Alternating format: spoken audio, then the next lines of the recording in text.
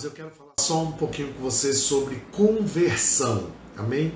Você já parou para observar que nós sempre falamos sobre conversão, né? E qual é o significado disso? Por que você fala novo convertido? Por que conversão? Né? Então, eu preciso quero trazer esse esclarecimento, esse ensino para você sobre isso, porque muitas vezes a gente olha algumas pessoas e fala assim, rapaz, será que fulano é crente mesmo? Rapaz, não parece não. Cada um de nós podemos cometer, né, esse tipo de erro, fazendo essa especulação, né, sobre isso. Mas eu acredito, irmãos, que nós devemos evitar esse tipo de especulação, porque é um julgamento que não nos compete, isso não tem a ver conosco, ok? Mas, por outro lado, nós temos que avaliar a nossa própria conversão, amém? Então, não basta só a gente recordar, né, de um dia, né, ou mais, de uma experiência. Se nós somos convertidos, a pergunta que eu sempre faço é, você é convertido? Nós somos convertidos? Convertidos do quê? Nós somos discípulos, né? E o que é isso? Né? Como se relaciona a conversão, o discipulado, né? E o que isso tem a ver com o meu dia a dia, a conversão? O que isso tem a ver com o meu dia a dia? Jesus, querido, ele chama a conversão lá no livro de Marcos, né? Lá em Marcos capítulo 1. Pega Marcos capítulo 1. Deixa eu trazer isso aqui para você, é algo sobrenatural.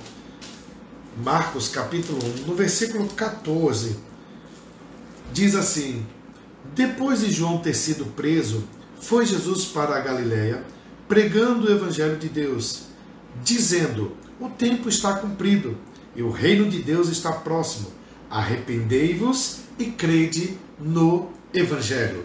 Sabe, irmãos, a primeira coisa que nós precisamos entender é que Jesus, ele pregava o evangelho de Deus. Então, logo de início, nós vamos aqui ver que o evangelho que Jesus pregava era uma boa notícia, era boas novas.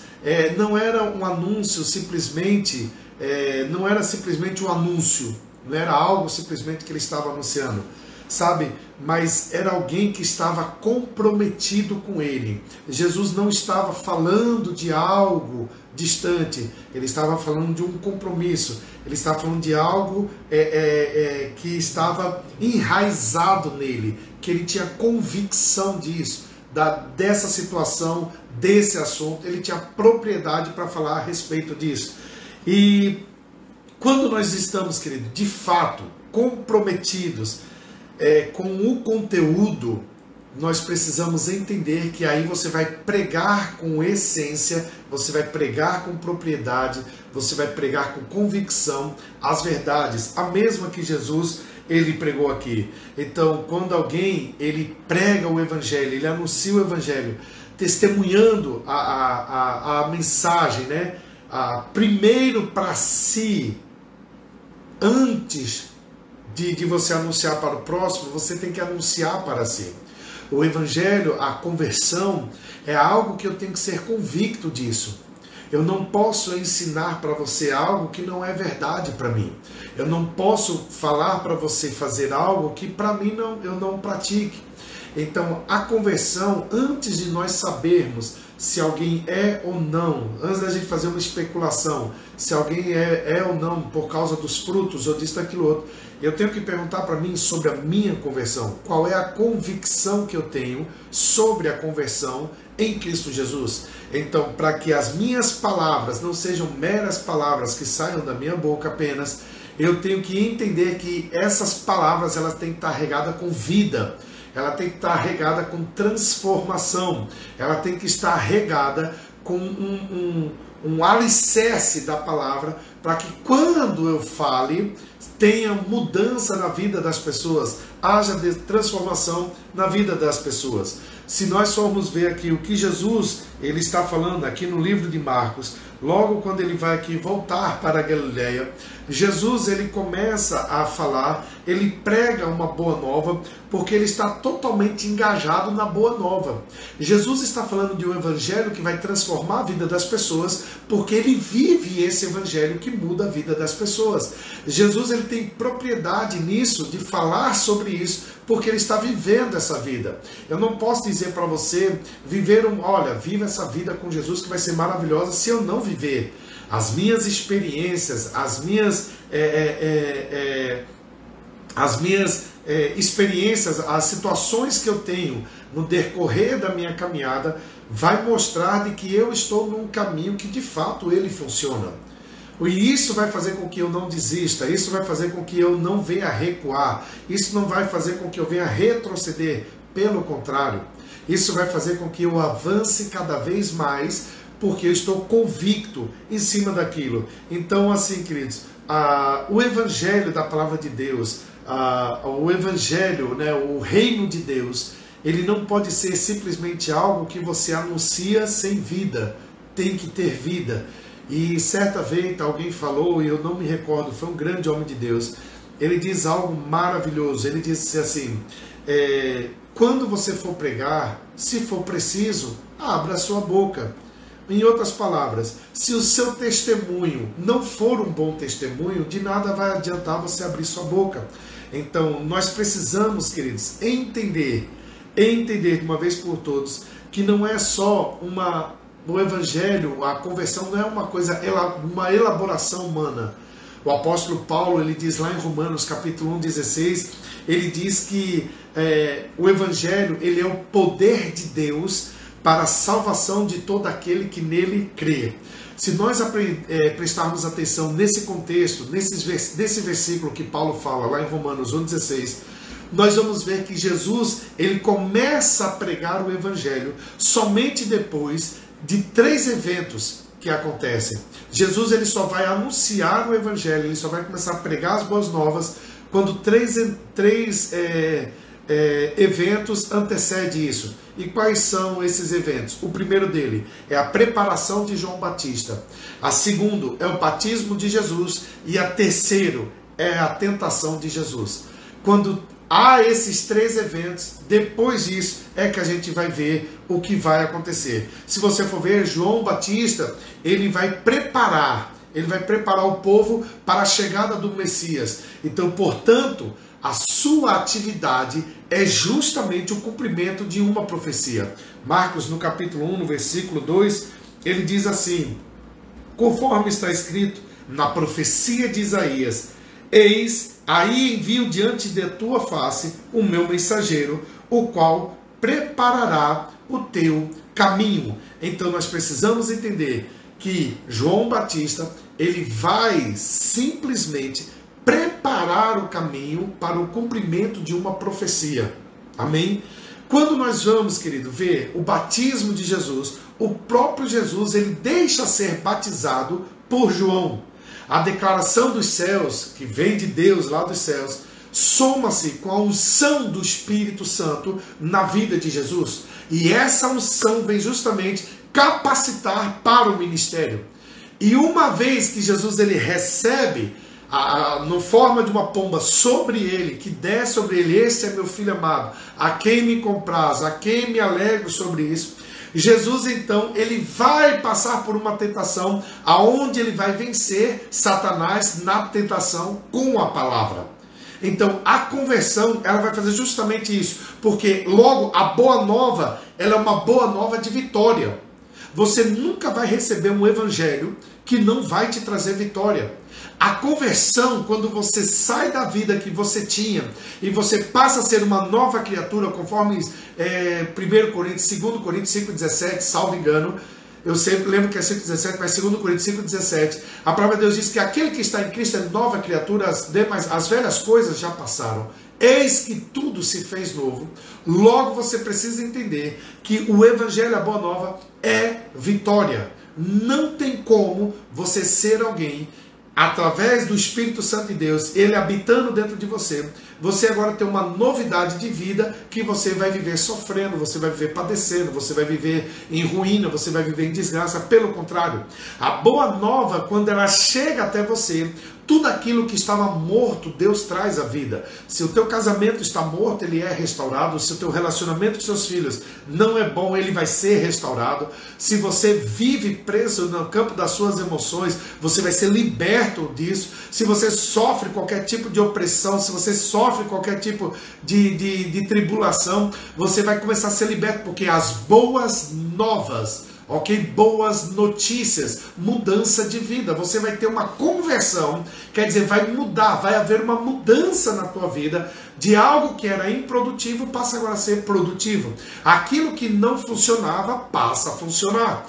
Então, quando nós vemos a partir de tudo isso, nós vamos ver que o próprio Jesus, a partir de então de Jesus, ele vai fazer o quê? Ele vai simplesmente agora quebrar todo aquele jugo que Satanás vinha trazendo. Porque o que Jesus veio fazer é justamente mudar a história totalmente. Não somente, querido, do povo daquela época, mas ele veio mudar a nossa vida até os dias de hoje. O sacrifício de Jesus naquela cruz, há mais de 2000 anos, ele até hoje, ele é verdadeiro, é o sacrifício perfeito, e é ele que muda a nossa história, é ele que muda a nossa vida, é ele que muda completamente a nossa família, a nossa casa, porque o Evangelho, ele é poder de Deus. Amém? Quando nós olhamos, querido, e vimos lá em Marcos, no capítulo 1, lá no versículo 15, quando diz: o tempo está cumprido e o reino de Deus está próximo, ele diz: arrependei-vos e crede no Evangelho. Olha que coisa, isso aqui apresenta para mim, me dá uma ideia de urgência da hora. Isso aqui, quando ele diz: o tempo está cumprido e o reino de Deus está próximo, isso quer dizer que existe uma certa urgência com relação à hora, com relação a tempo. Então, logo, a atividade que Jesus ele vai pregar, desse modo, ele possui aqui, queridos, um aspecto que é premente. O que isso quer dizer? Não há mais tempo. Não tem mais tempo. Então, a hora da mudança é agora. Por quê? Porque desde essa época, Jesus ele já está dizendo: olha, o tempo está cumprido e o reino de Deus está próximo. Ele diz: arrependei-vos e crede no Evangelho. Em outras palavras, o juízo se aproxima. O tempo de Deus se aproxima. Jesus aqui ele já está anunciando isso. Ele está falando: o tempo está cumprido. Então, por isso que ele diz a necessidade de arrependimento e fé. Arrepender-se, querido, quer dizer, significa dar meia volta. Dar meia volta. Quer dizer que você está indo numa direção que você precisa parar e converter. Sair dessa rota. Você precisa sair dessa rota. É mudar completamente o rumo da sua vida. É mudar aquilo que você leva. A maneira com que você conduz sua vida. Então, quando o escritor está dizendo assim: o tempo está cumprido e o reino de Deus está próximo, ele diz: arrependei-vos e crede no Evangelho. Quando Jesus está dizendo arrependei-vos e crede no Evangelho, ele está falando: o tempo foi remido. O tempo é curto. O juízo se aproxima. O final dos tempos se aproxima. Nós não precisamos ir tão longe. Basta você ver os últimos acontecimentos. E quando eu digo dos últimos acontecimentos, eu nem me refiro a uma pandemia. Eu me refiro aonde o amor de muitos se esfriou, aonde muitos estão abandonando a sua fé, aonde filhos estão contra pais, irmãos contra irmãos. Você não precisa, querido, de uma pandemia para você saber se está acontecendo ou não o fim do tempo, que nós estamos muito perto disso. Porque os sinais eles estão evidentes de que muitas pessoas, muitos estão se apostatando da fé, muitos falsos profetas se levantaram, o amor de muitos se esfriou, muitos estão colocando o mundo dentro da igreja, e a conversão, querida, é justamente mudança de vida. É mudança de vida. Amém? Então, o que eu preciso entender? Que Jesus, quando ele muda o rumo da minha vida, é porque eu tenho que crer no Evangelho. E para crer no Evangelho, eu tenho que crer em Jesus. Agora, a minha pergunta para você é: quem é Jesus? Quem é Jesus? Essa pessoa, queridos, pode ser feito para uma pessoa, para ela se aproximar pela primeira vez do Evangelho. Quem é Jesus? E muitas pessoas falam, é o Filho de Deus, o Filho de José, o Filho de Maria. Quem é Jesus? Sabe, queridos, em tempos como os nossos, os quais os seres humanos eles buscam toda sorte de espiritualidade, sabe, é bom que nós tenhamos uma ideia correta. Quem é Jesus?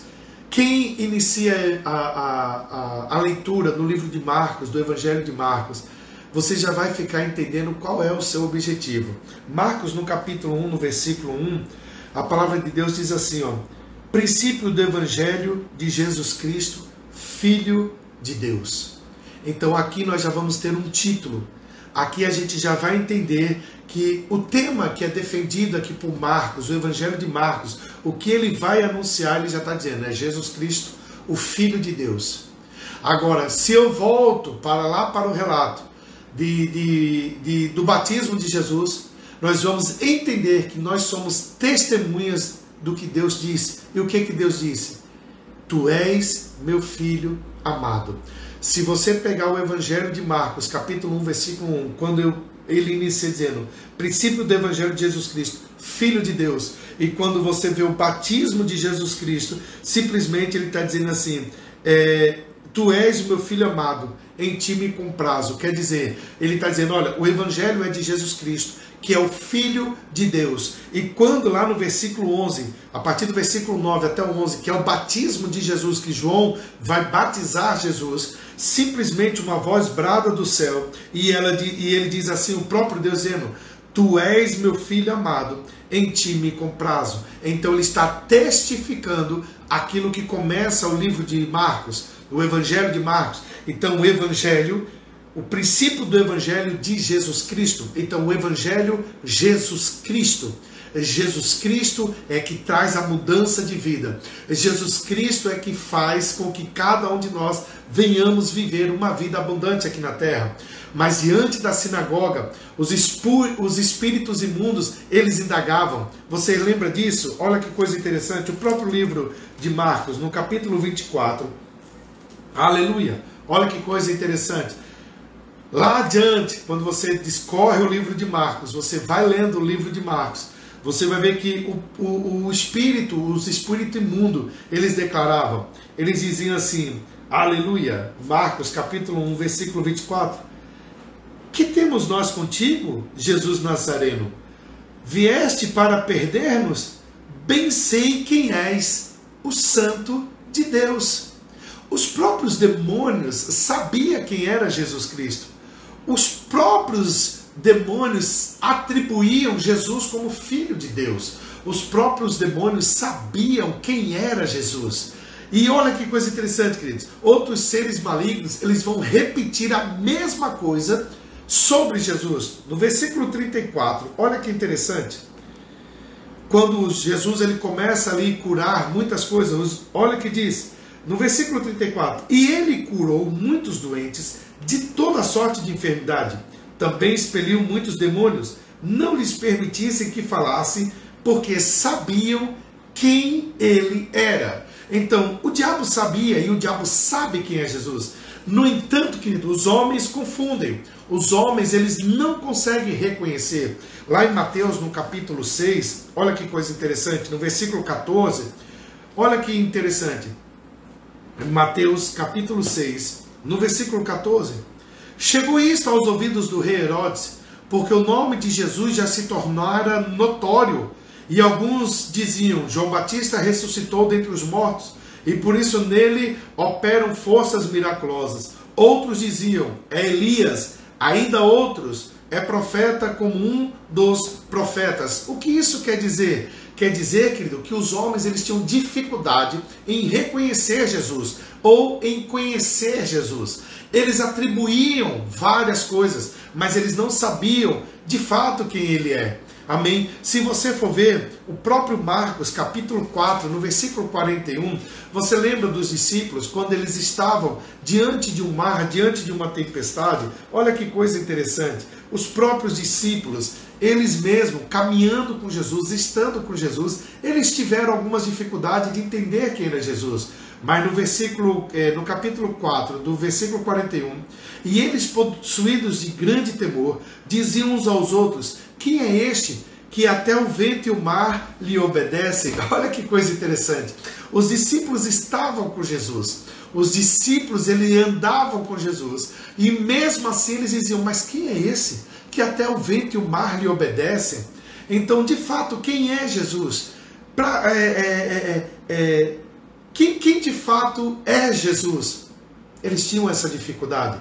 Mas aí, lá no capítulo 10 de Marcos, olha que coisa maravilhosa, que coisa linda, vai haver aquele que sabe quem é Jesus. No capítulo 10 de Marcos, no versículo 48, nós vamos conhecer aqui uma história que é justamente a cura daquele cego de Jericó. E muitos o repreendiam para que ele se calasse, mas ele cada vez mais gritava mais alto. Ele dizia: filho de Davi, tenha compaixão de mim. Olha que coisa interessante. O cego, ele quando fala filho de Davi, ele está falando de uma genealogia de Jesus. Ele conhece de onde Jesus vem, ele sabe por que Jesus veio, e quando ele clama a Jesus, ele está clamando justamente por uma mudança de vida. Ele está clamando por uma conversão. Ele está clamando para que alguém mude a história dele, porque em si ninguém conseguia mudar. A medicina não sabia mudar. Não havia como resolver o problema dele, mas ele está clamando para aquele que tem todo o poder para resolver a história dele. Você quer mais algo sobrenatural sobre isso? O próprio Marcos registra isso no capítulo 15. Aleluia, louvado seja Deus. No versículo 39, Marcos ele registra algo sobrenatural. Aleluia.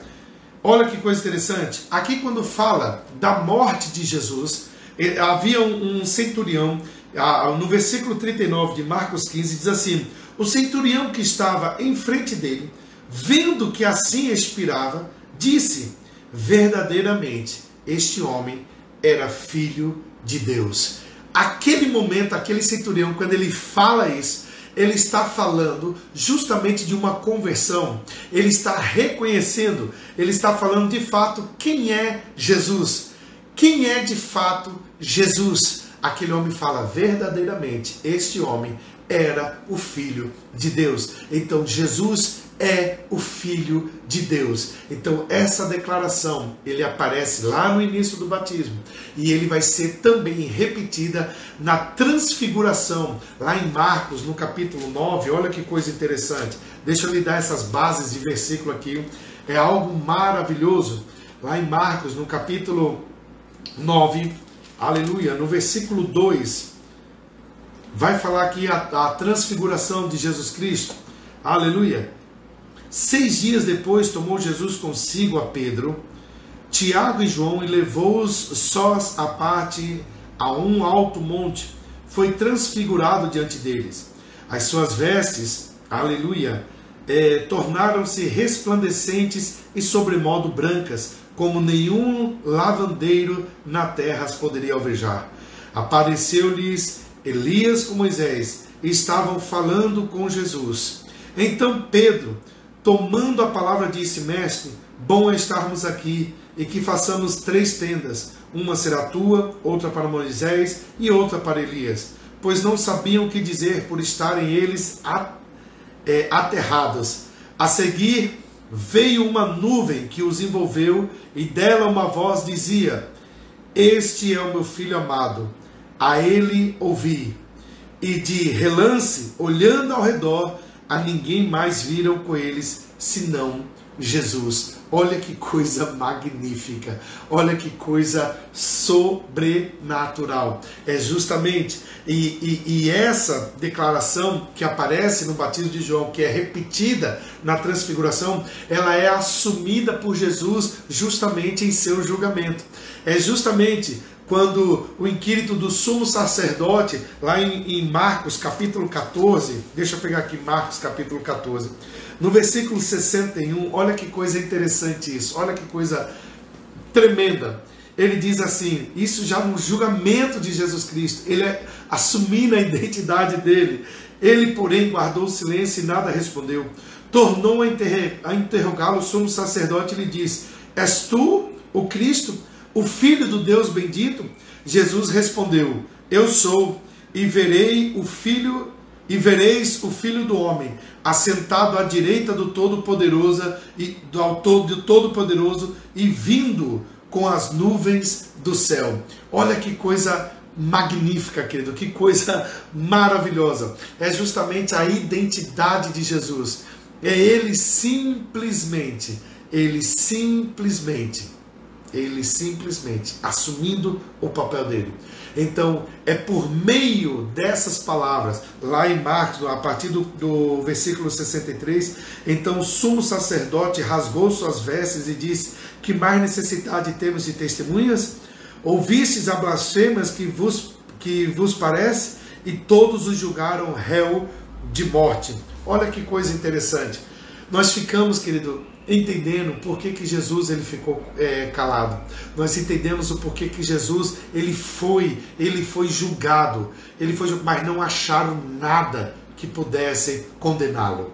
Condenaram e simplesmente colocaram ele no madeiro. Pregaram ele no madeiro, para que a gente tivesse uma conversão, para que a gente tivesse uma mudança de vida. Entender, queridos, que Jesus, ele é aquele que cuida de nós, ele é aquele que muda a nossa história, é aquele que muda a nossa vida. É isso que nós precisamos entender cada vez mais, o sentido da conversão. Olha que coisa interessante. Por que Jesus pede silêncio às pessoas que por ele são curadas? Você já analisou isso? Você já analisou lá em Marcos, no capítulo 1, lá no versículo 43, fazendo-lhes então veemente advertência, logo o despediu. Jesus aqui, ele cura um leproso, mas o que Jesus diz para esse leproso? Ele diz assim, olha, não fale nada para ninguém, não comente nada com ninguém. Por quê? Ele diz assim, ele disse, olha, não digas nada a ninguém, mas vai mostrar-se ao sacerdote e oferece pela tua purificação que Moisés determinou, para servir de testemunho ao povo. Mas tendo ele saído, entrou no propalar muitas coisas e a divulgar a notícia a ponto de não mais poder Jesus entrar publicamente em qualquer cidade. Jesus falou para ele, olha, eu estou te curando, mas cara, fica na tua, não fala nada. Por quê? Porque de alguma forma ele sabia que as pessoas iriam atrás dele. E tudo que eles queriam era que condenar e procurar algo para que condenasse Jesus. E quando Jesus cura as pessoas, ele fala assim, olha, não fale nada para ninguém não. Por quê? Porque ainda não é o momento, ainda não é a hora de saber que Jesus Cristo, o Filho de Deus, eu estou anunciando o Evangelho, eu estou expandindo a visão do reino aqui na terra. E quando você olha lá em Marcos, no capítulo 1, no versículo 25, olha que coisa interessante. Amém? Olha que coisa interessante. Jesus, ele pede para que os demônios se calem sobre a sua identidade. Em Marcos, no capítulo 1, no versículo 25, no versículo 24, quando ele diz, que temos nós contigo, Jesus Nazareno? Vieste para perdermos? Bem sei quem és, o Santo de Deus. Mas Jesus, no versículo 25, olha que interessante o que Jesus fala para os espíritos imundos. Mas Jesus o repreendeu dizendo, cala-te e sai desse homem. Em outras palavras, não revele minha identidade, não. Não fale agora, não, porque o tempo que eu estou é de anunciar o Evangelho.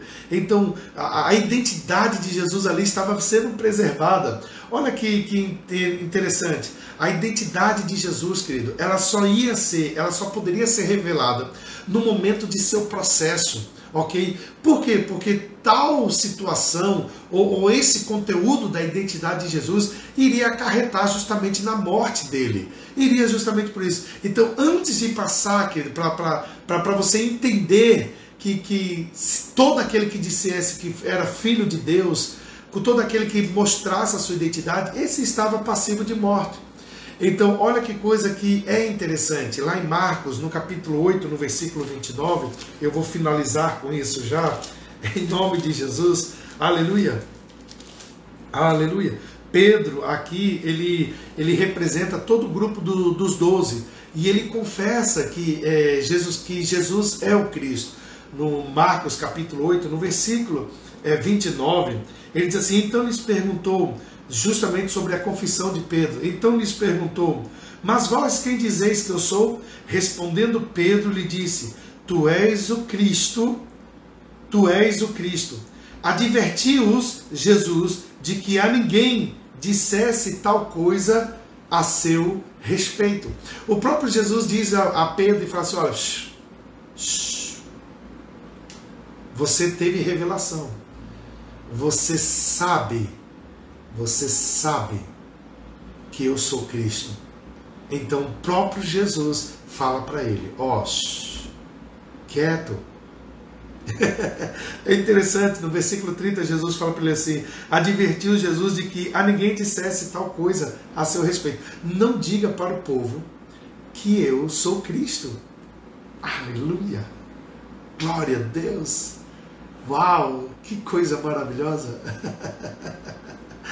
Aleluia, aleluia. Louvado seja Deus.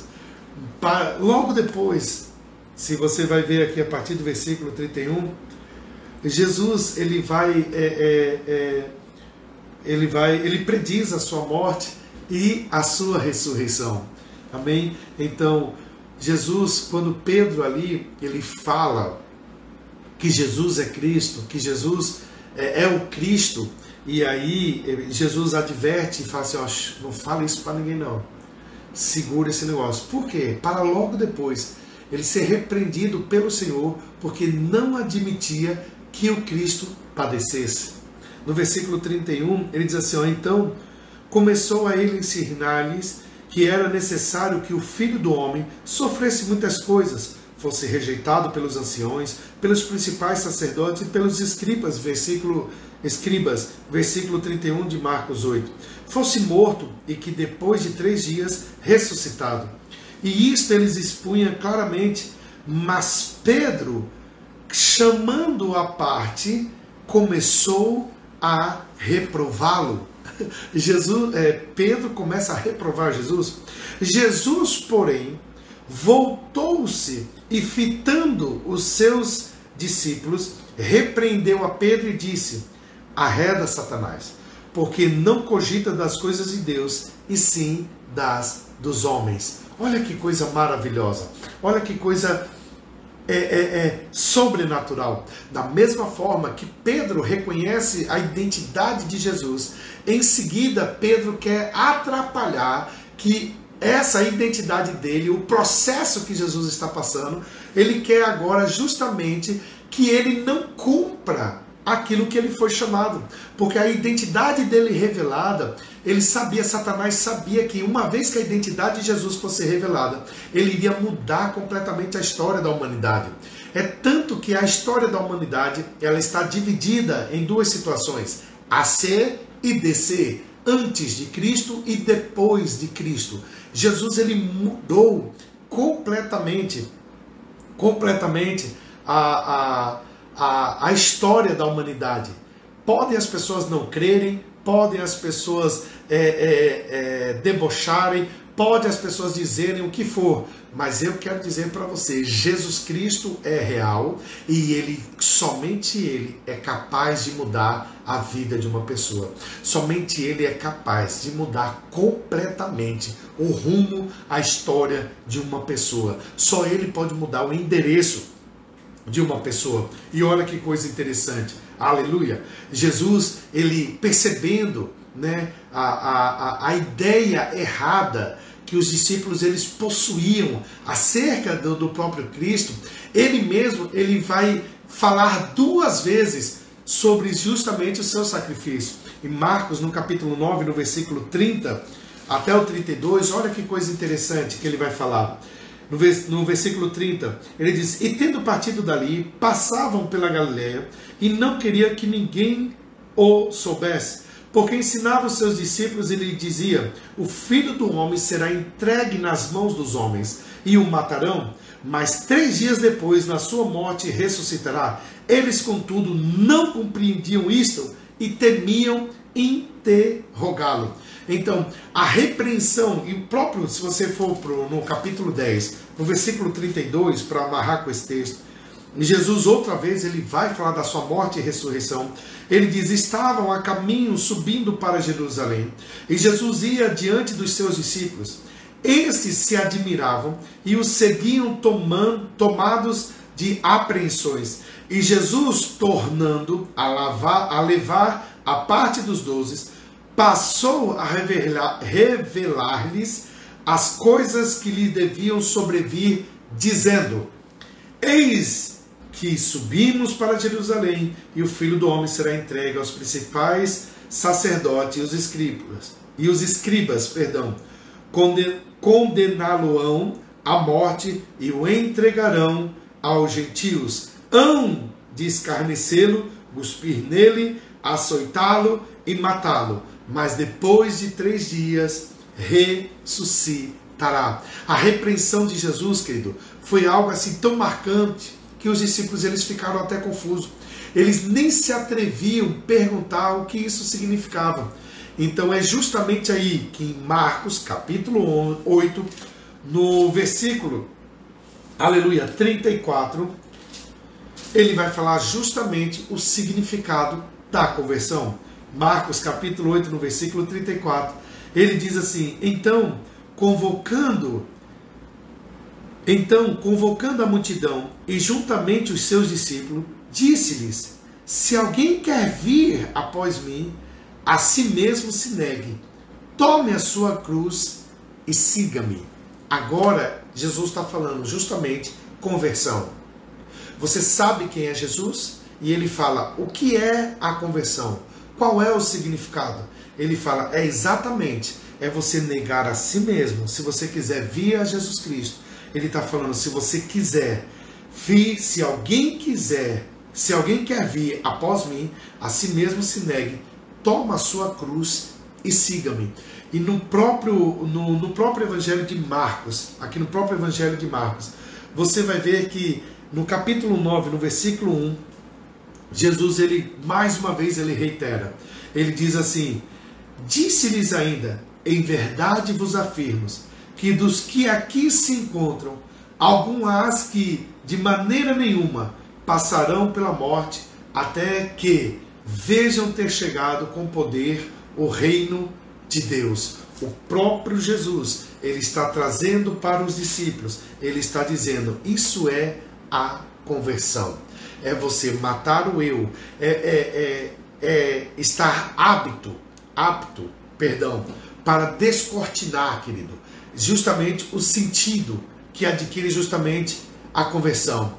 O que a conversão, querido, ela está ligada diretamente com um discipulado, está justamente condicionada a você viver uma palavra, a você ser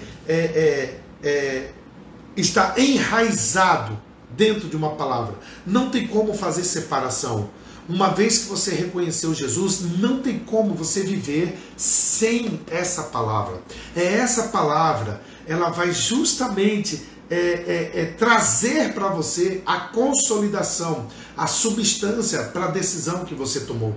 Então lá no início de Marcos, na narrativa aqui do Evangelho, você vai encontrar Jesus chamando os seus ouvintes, as pessoas, ao arrependimento e fé. Ele está falando, olha, se arrependam. Ele diz, se arrependa. Se arrepender não é, querido, você hoje se arrepender e amanhã continuar. O arrepender-se é você mudar a direção, é você mudar completamente. Então ele chama os discípulos, ele chama os seus ouvintes, ele fala assim, venham me seguir. Ele fala, venham me seguir. O que isso quer dizer? Isso inclui os ouvintes e isso inclui os discípulos. Então, pelo que nós, querido, vamos notar nisso tudo, é que as pessoas, muitas vezes, elas não possuem clareza. Clareza do que, pastor? Clareza de quem era Jesus. Por isso que muitas vezes as pessoas, elas ficam procurando em religião aquilo que só Jesus pode fazer por elas. Então, uma vez que você conhece Jesus, uma vez que você sabe que Jesus Cristo, ele veio e ele é o Filho de Deus, não porque as pessoas disseram, mas porque o próprio Deus, ele falou, este é meu Filho amado, é nele que eu me comprazo, é nele que eu me levo. O próprio Jesus falou, o próprio Deus falou isso sobre Jesus. E uma vez que foi dito isso, Jesus, ele veio cumprir um chamado, ele veio cumprir uma missão, ele veio cumprir um propósito profético. E uma vez que ele fez isso, ele diz, todo aquele, conforme Romanos 10 diz, que crer no seu coração e confessar com a sua boca que Jesus Cristo é o Senhor, este será salvo. Salvo do quê? Salvo justamente, querido, de uma mudança de vida que você vai ter, aonde tudo aquilo que não funcionava vai passar a funcionar. Você vai ter qualidade de vida, você vai ter família, você vai ter paz, não a paz do mundo, porque o mundo não conhece. Mas aqueles que são filhos de Deus, que têm o Espírito Santo, você vai saber de fato quem é o teu Deus, quem é o teu Pai, o cuidado que Ele está tendo e Ele sempre terá com você. Então, conversão é arrependimento. Arrependimento é mudar a direção. Então, se você está caminhando, indo para um caminho que não te leva a Deus, reveja suas decisões. Arrepender-se, este é o tempo. O dia já chegou, a hora já está aí, não temos mais tempo, a hora já se esgotou. Uma hora dessa, o Filho do Homem, Jesus Cristo, ele virá, mas ele não virá como cordeiro igual à primeira vez. A primeira vez ele veio como cordeiro, como sacrifício para salvar a todos aqueles que nele crê. Agora ele virá como leão, ele virá como justo juiz, ele virá como aquele que não vai ter mais tempo. Então aproveite essa ocasião. Se você está afastado do caminho do Senhor, se você ainda não entregou sua vida a Jesus Cristo, faça isso. Não perca mais tempo, porque somente Ele que pode e vai mudar a tua vida para sempre. Não tenha medo de confessar Jesus como teu Senhor. Não tenha medo de confessar Ele como seu dono, como teu Pai, como teu Deus, porque é Ele, somente Ele, que vai mudar completamente a tua vida, a tua história e a tua família, em nome de Jesus. Amém? Eu quero aproveitar e fazer uma oração por você. Eu quero deixar esse registro de tudo aquilo que você ouviu, que não seja meras palavras, mas você entender o sentido da conversão e o porquê você decidiu por Jesus Cristo, sabendo que não foi homens apenas que o reconheceram, mas o próprio Deus o reconheceu como seu Filho amado. Amém? Pai, eu quero orar por essa pessoa. E eu quero declarar neste momento, em nome de Jesus, a tua graça e o teu favor, o perdão do alto, ó Deus, para que essa pessoa que esteja nesse momento, Deus, assistindo, que ela possa, nesse momento, entender que foi por ela, foi por nós o sacrifício de Jesus.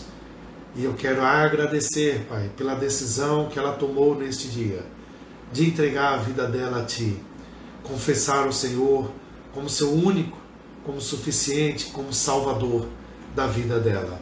Reconhecer Jesus é a maior e a melhor decisão que ela está tomando.